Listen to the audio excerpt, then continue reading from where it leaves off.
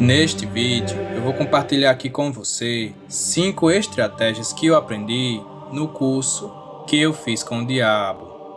Depois que você aprender essas 5 estratégias, eu garanto que você nunca mais será um cordeirinho inofensivo. Pelo contrário, você vai se tornar aquele tipo de pessoa que os outros deveriam tomar mais cuidado. Bom, sem mais delongas, vamos logo ao que interessa. A primeira lição que eu aprendi com o diabo, logo na primeira aula, foi a seguinte: a tristeza dos outros vai alimentar a sua felicidade. Essa aqui foi um choque muito grande de realidade que eu tive. Isso tá tão na nossa cara que não sei como a gente não percebeu isso antes. Olha só, quando a pessoa ela vai fazer vestibular para medicina, por exemplo, geralmente é 100 pessoas para uma vaga. Ou seja, para uma pessoa entrar em êxtase, sentir aquela euforia da aprovação, 99 pessoas precisam chorar. Essas 99 precisam sentir a dor do fracasso, da impotência, elas começam a se sentir uma merda, tudo para que aquela uma pessoa fique feliz. Eu tô mentindo? As pessoas, elas vendem por aí que há espaço para todo mundo, mas é mentira. Essas pessoas que vendem isso querem que você acredite em meritocracia. E cara, isso não existe. Outro exemplo clássico é na área de relacionamentos. O normal na nossa cultura é que você se case com apenas uma mulher. Isso quer dizer o seguinte: uma mulher ela pode ter 10, 20, 50 caras querendo se casar com ela, querendo ter filhos juntos, querendo construir uma vida junto. Mas vai ser apenas um cara que vai ter isso. Todos os outros vão ter que lidar com a rejeição, com a dor do fracasso. A felicidade daquele cara que vai se casar com ela vai ser alimentada pela tristeza de todos os outros que não vão. Ah, Igor, mas esses outros caras, eles também podem encontrar outras mulheres. Verdade, isso é verdade. Mas tem pessoas que são muito especiais na nossa vida. Isso a gente não pode negar. Eu não tô falando aqui em ter qualquer mulher. Eu tô falando aqui em ter a mulher. Eu trouxe esse exemplo, mas o inverso também é válido. Podem ter 50 mulheres que queriam se casar com aquele determinado homem. A nossa sociedade, ela se sustenta através disso. Para uma pessoa se tornar bilionária, muitas outras precisam suar muito para fazer isso acontecer. 1000 pessoas precisam vender seus sonhos por apenas um salário mínimo para que uma pessoa ela consiga realizar o dela. Essa é a verdade. Isso se aplica em muitas situações. E o ponto aqui é o seguinte: você precisa encarar a realidade cara a cara. Olha só, você sabe que a meritocracia não existe. E sabe também que para alguns vencer, muitos precisam perder. Só que há uma chance de você conseguir o pódio. Há uma chance de você conseguir vencer. Só que, infelizmente, se você não nasceu em uma boa família, se você não está em uma situação favorável, infelizmente, para você conseguir certas coisas na sua vida, você vai precisar se esforçar 5 vezes mais do que os outros, para pelo menos se tornar competitivo. Talvez você precise se esforçar 6 vezes mais, 10 vezes mais. Eu sinto muito por estar te falando isso, mas é a verdade. Mas a boa notícia é a seguinte: há chance sim de você conseguir, mas você vai precisar se esforçar bem mais do que os outros. A realidade é cruel.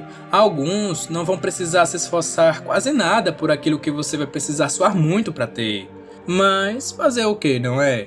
É isso, ou você vai ter que se conformar com os restos. A segunda é: identifique o ponto fraco de todo mundo. O diabo, quando ele estava ensinando isso para a turma, ele disse que essa é uma das melhores estratégias que ele tem para conseguir dominar qualquer ser humano. Ele vai explorar a fraqueza daquele indivíduo e vai agir exatamente ali. As pessoas que já são formadas nesse curso, elas sabem disso. Os narcisistas e manipuladores têm especialização nisso. Eles só conseguem te dominar, eles só conseguem se criar em cima de você porque eles sabem exatamente todas as suas fraquezas. E foi essa a mensagem que ele passou. Quando você estiver em qualquer interação social, quando você estiver conhecendo qualquer pessoa, você deve fazer o possível e o impossível para esconder todas as suas fraquezas. E ao mesmo tempo, você tem que ser muito hábil em descobrir o máximo de fraquezas de todo mundo que estiver ali. Para esconder as suas fraquezas, você precisa ter autoconhecimento. Você precisa saber exatamente quais são os seus defeitos, em que você é fraco, o que te machuca. Você precisa saber de tudo isso. É porque eu sei que temas assim não atraem ninguém. Senão eu faria vídeos com alguns exercícios práticos de autoconhecimento. Mas, resumindo aqui, você vai pegar uma folha e vai separar todos os seus pontos fortes e fracos. E o que você vai fazer é tentar diminuir as suas fraquezas, ou quem sabe, eliminá-las. E claro, ao ter ciência delas, você nunca deve contá-las para ninguém. Nunca! Por outro lado, é muito fácil saber as fraquezas dos outros. Basta você ir deixando a pessoa mais e mais à vontade. Pouco a pouco, ela vai soltando tudo aquilo que você precisa. Uma vez que você souber o ponto fraco da pessoa, você sempre vai ter uma vantagem sobre ela. Com isso, você vai poder neutralizá-la caso ela tente conspirar contra você. Pode usá-las como vingança. Você pode usar para manipular. Cara, assim, as pessoas podem ser muito perversas. Então, para que você possa garantir o seu, tenha sempre essa carta na manga. Mesmo que você seja uma boa pessoa, não custa nada ter uma garantia, não é mesmo? A terceira é: todo mundo manipula. Não adianta fugir disso, cara. A verdade é essa. Para você ter uma ideia, desde criança, o capeta buzina no nosso ouvido e a gente já vai aprendendo a manipular. Por exemplo, quando você era criança, é provável que você já tenha feito muitas coisas para que sua mãe se sinta culpada. Às vezes você quer alguma coisa e a sua mãe não quer te dar. E aí você usa da manipulação para ter exatamente aquilo que você quer. Você faz drama, você chora. Tem criança que até se machuca para implantar a culpa nos pais. Tem criança que some. Tem criança que já sabe usar da indiferença. Tem criança que usa das comparações. Por aí você já tire. Se as crianças elas já usam essas ferramentas, imagine um adulto que já ganhou muitos anos de experiência. Então a regra é essa: todo mundo manipula. Se você não for esperto quanto a isso, você vai virar um fantoche nas mãos de todo mundo. A quarta é: se faça de tolo, parecendo mais bobo do que o normal. Essa aqui eu também aprendi na primeira aula do curso. O diabo, ele disse o seguinte: durante a nossa graduação, vocês vão aprender muitas estratégias sórdidas para lidar com esse mundo podre. Porém, o que você aprender aqui, morre aqui. Quando você sair dessa sala, você tem que parecer a pessoa mais comum desse mundo. Você tem que agir como se você fosse uma pessoa bobinha, ingênua, que não sabe de nada da vida. Você só pode mostrar a sua verdadeira face quando você já estiver no poder. É aquela velha frase: dê poder a uma pessoa que você vai ver quem ela é de verdade.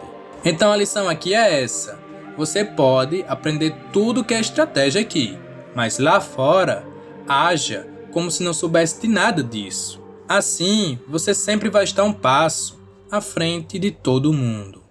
A quinta é: veja o sentimentalismo como uma doença. Qualquer sentimento que te tire muito do racional deve ser visto como uma doença. A maioria dos homens caem justamente por conta disso. A emoção é uma coisa, o sentimento é outra. A emoção ela é uma reação imediata a um estímulo. Aconteceu uma coisa, você sente e acabou. Você não fica pensando para isso acontecer, simplesmente você sente. Isso é emoção. Já o sentimento exige um esforço cognitivo, ou seja, depende da sua avaliação, depende da sua percepção daquilo. Isso quer dizer que é uma construção. Logo, podemos concluir que sentimentalismo pode ser quebrado. Você só se ferra na área afetiva por conta disso. Eu aposto que 99% do seu sofrimento poderia ter sido evitado. Muitas vezes aparece alguém que te dá o mínimo do mínimo e você, tolo, endeusa a pessoa. Você cria uma fantasia tão louca que passa a ter sentimento por ela. A pessoa, ela é ali, uma casca vazia, podre por dentro. Mas você a idealiza tanto que começa a sentir algo por essa porcaria. E a dica que eu deixo aqui é a seguinte: não ponha ninguém no pedestal. Poucas pessoas merecem tal posição. Você pode até chegar a colocar alguém nesse patamar, mas cara, que seja pelo menos alguém muito foda, que seja alguém que realmente mereça, que seja alguém que te trate feito uma rainha, que seja uma pessoa incrível, que não te machuque, que seja fiel a você. Tá entendendo? A pessoa que não preencher esses requisitos, ela deve ser vista como uma pessoa comum, ou seja, deve ser vista como ela realmente é.